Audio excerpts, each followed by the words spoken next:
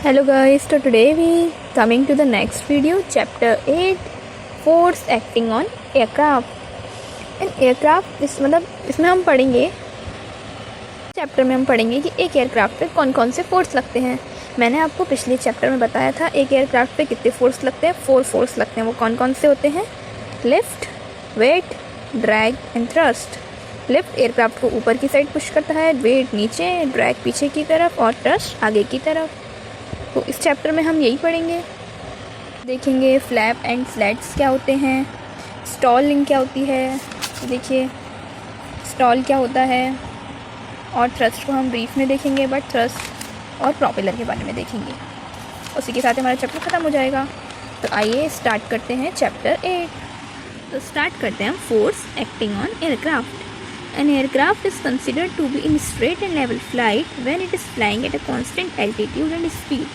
मतलब the aircraft straight और level flight तभी होता है जब उस एक कांस्टेंट यानी कि उसकी जो एल्टीट्यूड है उसको और जो उसकी स्पीड है वो चेंज नहीं हो रही है। एल्टीट्यूड क्या होता है? मीन सी लेवल से एयरक्राफ्ट की हमारी हाइट, और स्पीड क्या होती है? जितना वो मूव कर रहा है first time. Maintaining lateral level and direction, maintain कर रहा है वो लेवल को अपने और डायरेक्शन को, यानी कि कॉन्स्टेंट बनी रखी है उसकी, तभी तो वो स्ट्रेट एंड लेवल फ्लाइट करेगा। Force acting on aircraft at any given movement, यानी कि फोर्स कौन कौन से लगते हैं एयरक्राफ्ट पे? Lift, drag, thrust and weight, ये 4 फोर्स लगते हैं। अब लिफ्ट क्या होता है? A positive force caused by a different in air pressure under the above wing. Above wing के थ्रू लगते हैं। देखिए ये मेन विंग्स है, इसके थ्रू से क्या मिलती है? लिफ्ट मिलती है किसी भी एयरक्राफ्ट को। The higher air pressure need a wing create lift, मतलब विंग क्या होते हैं? वही लिफ्ट क्रिएट करते हैं। And is affected by the shape of wing. अब विंग की शेप पे भी तो डिपेंड करता है, तो विंग की शेप कैसी है। Changing a wing angle of attack effect the speed of air flowing over the wing and the amount of lift that the wing create, यानी कि जो शेप होती है विंग की, मतलब changing a wing angle of attack, angle of attack को change करना। Angle of attack क्या होता है? पढ़ा था हमने। कॉर्ड लाइन और रिलेटिव एयर विंड के बीच में जो एंगल बनता है उसे तो एंगल ऑफ अटैक बोलते हैं। अगर हम इजी लैंग्वेज में देखें तो लिफ्ट क्या होता है?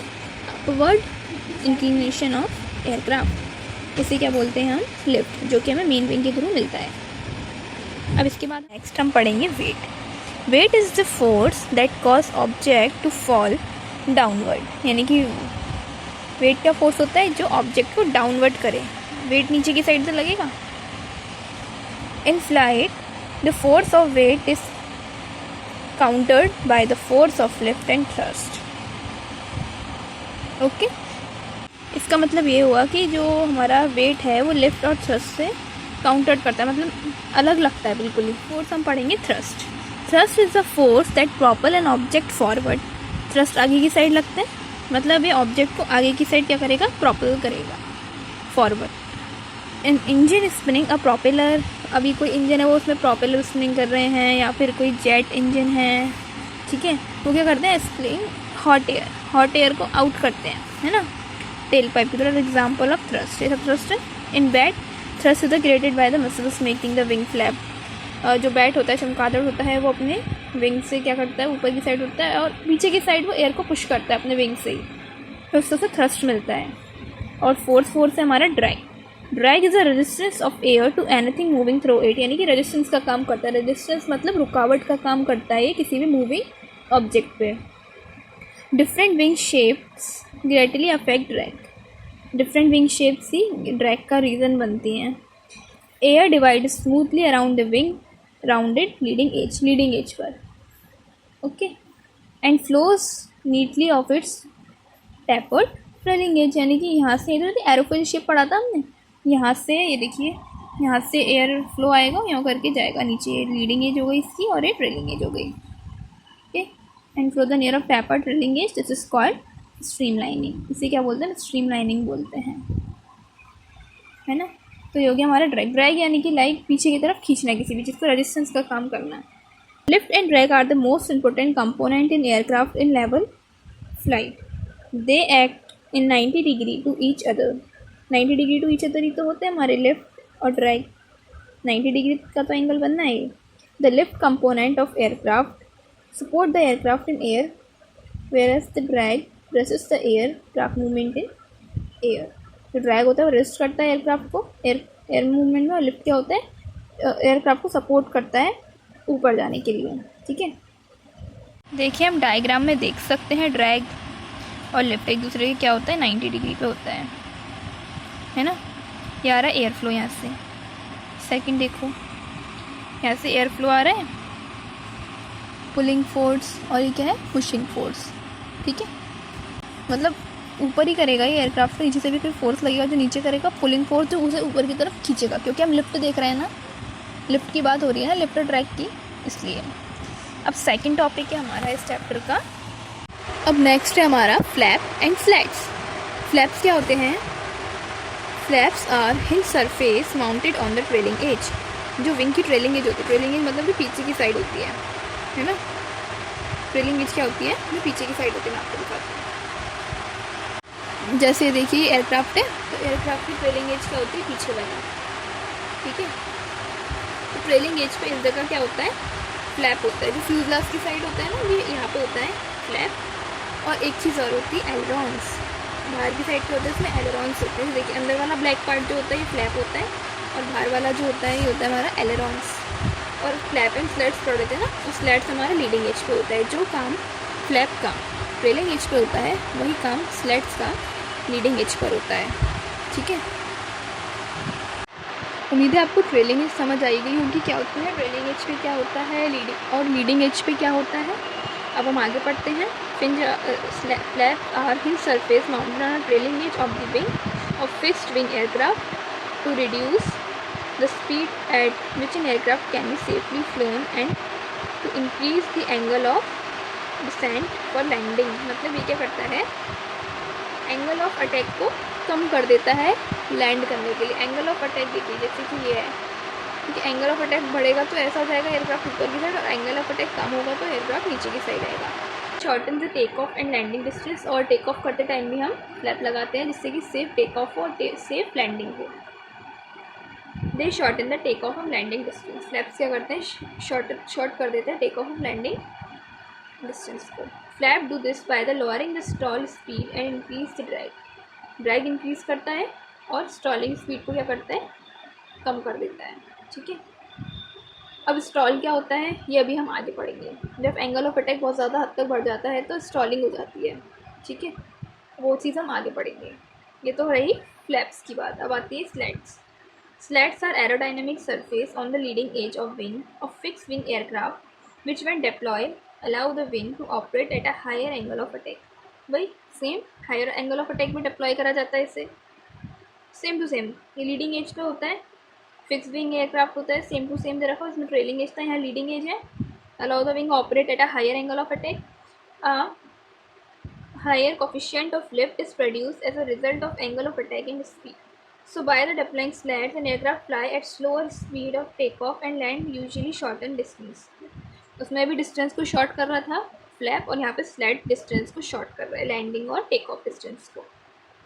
So by deploying slats, an aircraft can fly at a slower speed of takeoff and land usually shorten distance. They are used while landing or performing maneuvers which take the aircraft close to the stall but are usually retract in normal flight of minimized drag. Drag को minimise कर देता है normal flight. ठीक है, अब next हम पढ़ते हैं फ्लैप्स। अब फ्लैप्स को हम थोड़ा अच्छे से पढ़ेंगे, और जो हमने लिफ्ट पढ़ा था ना पहले उसको भी हम अच्छे से देखेंगे। लिफ्ट की इक्वेशंस क्या होती है वो भी देखेंगे, और उस इक्वेशन में कौन कौन से सिम्बल्स का यूज़ करते हैं, उन सिम्बल्स को हम देखेंगे क्या होता है वो। ठीक है, तो फिर ये है हमारा फ्लैप्स।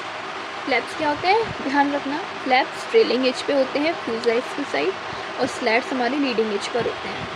ठीक है, अब हम पढ़ते हैं flap, the journal airplane lift equation. ठीक है, फ्लैप्स क्या करते हैं? टेक ऑफ और लैंडिंग डिस्टेंस को कम करते हैं, एंगल ऑफ अटैक को कम करते हैं। तो उसमें क्या है? लिफ्ट इक्वेशन होती है half rho into V square S और सी एल। अब इसमें हर सिंबल का मतलब क्या होता है? देखिए यहाँ पे लिखा हुआ है पेंसिल से मैंने, lift is equal to half. Rho का मतलब क्या होता है? ये एयर डेंसिटी होती है। वी क्या है यहाँ पर? Velocity of aeroplane. एस क्या है? Surface area of wing. और सी एल क्या है? Lift coefficient. ठीक है, यहाँ पे सबका फुल फॉर्म दे रखा है। लिफ्ट कोफिशिएंट मतलब एंगल ऑफ अटैक भी बोल सकते हैं इसे, ठीक है। Here it can be seen the increasing the surface area and the lift coefficient. ये सब काम की चीज़ नहीं है, आपको जो याद रखना है हर सिंबल का मतलब होना पता होना आपको ज़रूरी है बहुत ज़्यादा। अब नेक्स्ट आता है हमारा slats. Slats are like flap only but extend over a leading edge of the wing. यही बताया था मैंने आपको, स्लेट्स का जितना भी यूज़ होता है वो फ्लैप की तरह ही होता है, बट ये लीडिंग एज पे होता है, ठीक है। ठीक है, अभी तो हमने पढ़ लिया स्लेट्स क्या होता है। अब टाइप ऑफ स्लेट्स पढ़ेंगे। टाइप ऑफ स्लेट्स क्या कौन कौन से होते हैं? ऑटोमेटिक, फिक्स्ड और पावर्ड। नाम से ही मालूम पड़ रहा है, ऑटोमेटिक मतलब जैसी कंडीशन होगी उस टाइप से स्लेट्स जो होंगे ऑटोमेटिकली क्या हो जाएंगे, सेट हो जाएंगे। फिक्स, किसी एयरक्राफ्ट में फिक्स्ड होते हैं स्लेट्स, ठीक है, फिक्स कर दिया जाता है उन्हें, कोई छेड़छाड़ नहीं, कोई किसी भी बटन से वो चेंज नहीं हो सकते, मतलब फिक्स्ड है। और पावर्ड, उसे पायलट अपने अकॉर्डिंग जब जैसे ज़रूरत पड़े उसको सेट कर सकते हैं, ठीक है। तो हमारे 3 टाइप होते हैं स्लेट्स के। और नेक्स्ट हम पढ़ेंगे स्टॉल। ये जो स्टॉल है ना, आप इसे एक बार रीड करिएगा। मैं आपको बस स्टॉल इजी लैंग्वेज में समझा देती हूँ, जो उसमें लिखा है उसका एक छोटा सा कंक्लूजन, ठीक है। अगर आप चाहें तो उसे आराम से बैठ के पढ़ सकते हैं, आप स्क्रीनशॉट ले सकते हैं इसका। अब मैं आपको बताती हूँ होता क्या है स्टॉल एक्चुअल में। स्टॉलिंग कब होती है? जब एंगल ऑफ अटैक बहुत ज़्यादा इंक्रीज़ कर जाता है तो ऑटोमेटिकली क्या हो जाता है, स्टॉल लग जाते हैं, ठीक है। मतलब स्टॉल लगने के बाद की कंडीशन क्या होती है? जो एयरक्राफ्ट की स्पीड होती है वो लो हो जाती है, जो नोज पोजीशन हो जाती है वो हाई हो जाती है, कंट्रोल लेस एक्टिव, यानी कि कंट्रोल जो होते हैं वो काम नहीं करते हैं, यानी कि बहुत ज़्यादा एयर में यदि लिफ्ट हो जाता है एयरक्राफ्ट, बहुत ज़्यादा लिफ्ट हो जाती है उसकी, तो उसमें स्टॉल लग जाता है और एयरक्राफ्ट लगभग कंट्रोल से बाहर चला जाता है, ठीक है। तो इसको कुछ, अब कोई चीज़ ख़राब हुई है तो उसको रिकवर करने के लिए भी तो कुछ होता होगा, तो हमें क्या करना चाहिए? How to recover stall? Wing position हमें उसकी डाउन कर देनी चाहिए, मतलब कर देनी चाहिए, भले से कंट्रोल हमारे लेस एक्टिव हो जाते हैं, बट हमें विंग पोजीशन को डाउन कर देना चाहिए उस टाइम पर, थ्रॉटल को ऑन कर देना चाहिए, इंजन बंद नहीं करना चाहिए प्लेन का कभी, ठीक है। तो जो नॉर्मल चीज़ है स्टॉल के लिए, तो ये चीज़ आपको बहुत अच्छे से ध्यान रखनी है। और एक चीज़ और है, क्रिटिकल एंगल ऑफ अटैक आएगा इसमें एक वर्ड, ठीक है। क्रिटिकल एंगल ऑफ अटैक क्या होता है? इससे हम स्टॉलिंग एंगल भी बोलते हैं। वो कितना होता है? 15 डिग्री टू 20 डिग्री के बीच में होता है, maximum value of angle of attack. जब एंगल ऑफ अटैक की भी एक लिमिट होती है, एंगल ऑफ अटैक अगर 15 डिग्री से कम है, मेरी मैक्सिमम वैल्यू होती है 15 टू 20, अगर 20 से ऊपर चला गया तो स्टॉलिंग लग जाएगी। स्टॉल तब लगता है जब एयर फ्लो कम हो जाता है, पायलट नोज अप करके एंगल ऑफ अटैक बढ़ाना होता है, यानी कि एंगल ऑफ अटैक बहुत ज़्यादा बढ़ जाता है तभी स्टॉल लगता है, यानी कि 20 डिग्री से ज़्यादा लग जाता है तो स्टॉलिंग लग जाती है, ठीक है। नॉर्मल फ्लाइट तो नॉर्मली करता है। अब जैसे जैसे इसकी लिफ्ट बढ़ती जाएगी, ये देखिए क्या हो गया, डीप स्टॉल कंडीशन आ गई है, मतलब नोज अप हो जाती है, बताया था ना। स्टॉल लगने के बाद क्या हो जाता है, स्पीड लो हो जाती है, नोज अप हो जाती है, कंट्रोल लेस एक्टिव हो जाते हैं, और एक मेन चीज़ सायरन बजने लग जाता है। अब हम देखते हैं स्टॉलिंग स्पीड। स्टॉलिंग स्पीड क्या होती है? वो स्पीड जिस पर एयरक्राफ्ट का एंगल क्रिटिकल एंगल के इक्वल हो जाते हैं, मतलब angle of attack critical angle के इक्वल हो जाता है, उसे हम बोलते हैं स्टॉलिंग स्पीड। और स्टॉलिंग स्पीड किस पे डिपेंड करता है? एयरप्लेन के वेट पर, उसके एल्टीट्यूड पर एंड उसकी कॉन्फ़िगरेशन की फ्लैप सेटिंग पर, उसकी फ्लैप किस तरीके से सेट है। अब हम पढ़ेंगे थ्रस्ट। थ्रस्ट मैंने आपको बताया था, थ्रस्ट क्या होता है? जो एयरक्राफ्ट को फॉरवर्ड फोर्स लगाता है, एयरक्राफ्ट को आगे की तरफ फोर्स लगाता है, देखिए रहा डायग्राम, ठीक है। पढ़ते हैं thrust. Thrust is the reaction force describe the quantitatively by Newton second और थर्ड लॉ। न्यूटन के सेकंड और थर्ड लॉ पे डिपेंड करता है। कैसे? न्यूटन का सेकंड लॉ क्या होता है? पहले वीडियो मैंने जैसा कि आपको बताया था कि the change in momentum is direct proportional to its force. और थर्ड लॉ क्या होता है? एक्शन पर रिएक्शन, ठीक है। एक्शन पर रिएक्शन तो उसमें साफ दिखाई देता है, एकदम से गैसेस पीछे से एग्जॉस्ट से फैन से निकलती है और आगे उसको फोर्स लगता है। व्हेन अ सिस्टम एक्सपेल्स और accelerate mass in one direction, एक ही डायरेक्शन में लगता है thrust, the accelerate mass will cause a force to equal the magnitude in the opposite direction. अब प्रोपेलर, अब किसी भी चीज़ से लग सकता है वो थ्रस्ट, प्रोपेलर से लग सकता है, जेट इंजन से लग सकता है, किसी से भी लग सकता है वो तो इसमें हम पहले प्रोपेलर का पढ़ेंगे।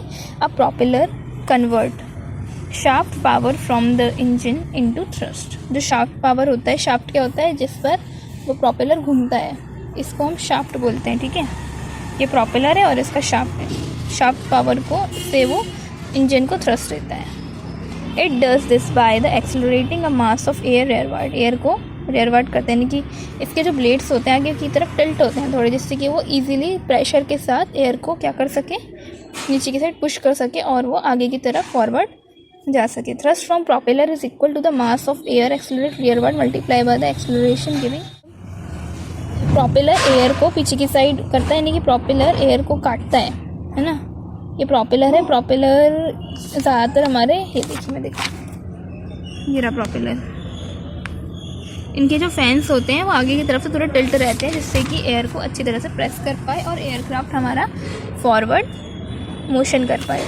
अ mass accelerated rearward and equal to and opposite reaction drive the forward. यानी कि अब एयर आगे एयर को प्रेशर के साथ प्रोपेलर डालेगा और अपोजिट फोर्स कहाँ लगेगा, उसको फॉरवर्ड की side, forward. Thrust is force which move in aircraft through the air. Thrust कौन सा फोर्स होता है, जो एयरक्राफ्ट को फॉरवर्डली फोर्स देता है। Thrust is use to overcome the drag of airplane. अब थ्रस्ट है, देखिए थ्रस्ट ये रहा और ड्रैग ये रहा। थ्रस्ट पीछे की साइड लगता है, थ्रस्ट आगे फॉरवर्ड लगाते, तो अगर हम थ्रस्ट लगाएंगे ऑटोमेटिक, तो ड्रैग ऑटोमेटिकली ही कम होगा, है ना। Thrust is generated by engine. Thrust हमारा इंजन से ही तो जनरेट होता है। Aircraft through some kind of propulsion system, और जैसा भी उस एयरक्राफ्ट का प्रोपल्शन सिस्टम में, किसी प्रोपेलर लगा रहता है, किसी में जेट लगा रहता है। Mechanical force, so the propulsion system must physical contact with the working fluid to produce thrust. Thrust क्या होता है, मैकेनिकल फोर्स होता है, तो जिसका प्रोपल्शन सिस्टम है वो फिजिकल कॉन्टैक्ट में आना चाहिए वर्किंग फ्लूइड। वर्किंग फ्लूइड क्या हुआ, जैसे कि फ्यूल जो होता है, ठीक है। और फिजिकल कांटेक्ट में किसके आना चाहिए, जो कार्बोरेटर होता है, इंजन जो होता है, उसके फिजिकल कांटेक्ट में आना चाहिए, तभी तो इंजन चलेगा, तभी तो उसे थ्रस्ट मिलेगा। Thrust generated most often through the reaction of acceleration of mass of gases. देखो रिएक्शन और accelerating of mass of gases जो होता है कार्बोरेटर में, एयर और फ्यूल का बिल्कुल इक्वल, मतलब बिल्कुल अच्छा ही रेशो होना चाहिए, तभी तो इंजन हमारा स्टार्ट होता है। Since thrust is force, it is vector quantity having both magnitude and direction, तो नॉर्मल चीज़ है। The engine does work on the gas and accelerate the gas to rear of the engine. The thrust generated to the opposite direction. Thrust जो होता है वो opposite direction में होता है, जिस डायरेक्शन में हमारा इंजन वर्क कर रहा होता है उसके अपोजिट डायरेक्शन में थ्रस्ट लगता है। The magnitude of the thrust depend on the amount of gas accelerated and on the difference in the velocity of gas through the engine. मतलब वही सब कुछ इंजन पे डिपेंड करता है जो थ्रस्ट लगता है।